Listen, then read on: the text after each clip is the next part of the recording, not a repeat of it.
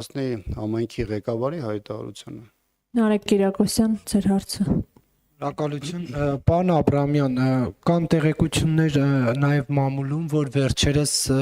Ադրբեջանի եւ Ռուսաստանի միջև նոր զենքի գործարք է եղել, ընդ որում Մոսկվան Բաքվին է վաճառել ըստ այդ գործարքի հարձակողական տեսակի զենքեր։ Դուք այս մասին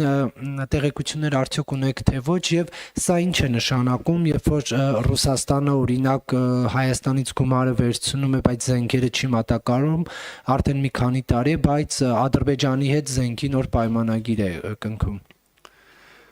Այդ թեմայի հետ կապված որևէ մանրամասներ չունեմ, ճիշտն ասած թեման առաջին անգամ ձեզանից եմ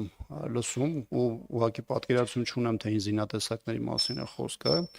բայց օգտվելով նաև ձեր հարցադրումից ասեմ, որ շատ մտահոգիչ եմ համարում այն հանգամանքը, որ 44-օրյա պատերազմից հետո Ադրբեջանը մեծածավալ սպառազինություն է գնում, հատկապես դա արտահայտվում է Իսրայելից, Թուրքիայից, Պակիստանից, որոշ նաև եվրոպական երկրներից, բայց ռուսական մասով որևէ գործարքի կամ դրա ծավալի մասին տեղեկատվություն չունեմ։ Ստեղ մեկ հավելում եմ ուզում անել, որ ի տարբերություն նախորդ տասնամյակների, երբ որ գնումների մի էական հատված հանրայնացվում էր տարբեր միջազգային կառույցների կամ հենց նույն Ադրբեջանի կողմից, այս վերջին տարիներին Ադրբեջանը բավականին փակ է պահում այդ տեղեկատվությունը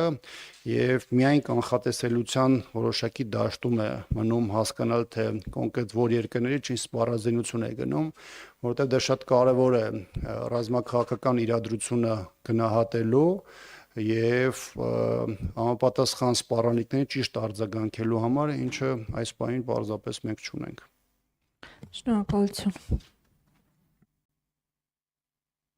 Բայց ես ավելի շուտ էի գրանցված։